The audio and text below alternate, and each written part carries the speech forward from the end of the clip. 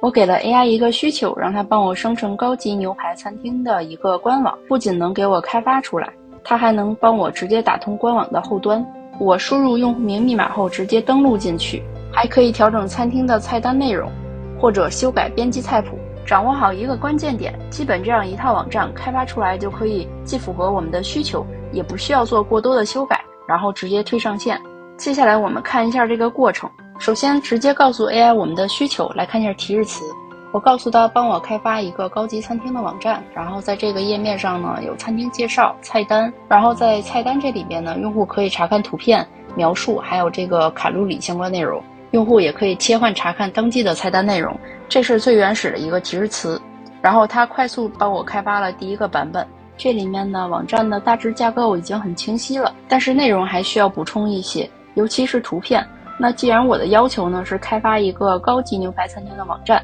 那么这个高级感呢就需要通过视觉效果去呈现。一个是图片的品质，一看上去就是那种食材很新鲜，餐厅环境布置得很优雅、很干净的感觉。那么我就让他去一个有公开版权的图片网站上找到符合我要求的图片，然后把图片内容给我更新过来。AI 帮我更新完了之后，就来到了第二个版本。那图片呢已经补充上去了，但是看起来页面整体的视觉效果还是离我的预期差了挺远的，所以我呢需要继续做调整。但是这里边呢有一个关键点，就是 AI 它其实并不能很好的理解我们定义的这个高级感，所以如果我们用语言进行拆解会很麻烦的，搞不好这个过程要经过多轮的调整。所以我告诉他功能挺好的，没有问题了，但是页面的视觉效果可以再提升一些，所以我就直接给他一个参考页面。那这个呢就是我找到的一个竞品餐厅，也就是我认为那种很有高级感的样式。比如说整体是深色的色调，颜色呢要有一定的对比，重点内容要突出。我要把链接给到他，让他继续给我做优化。调整优化下来呢，感觉基本上对了，这样我就可以让他继续给我添加后台的内容。当然这里边有一些功能，比如说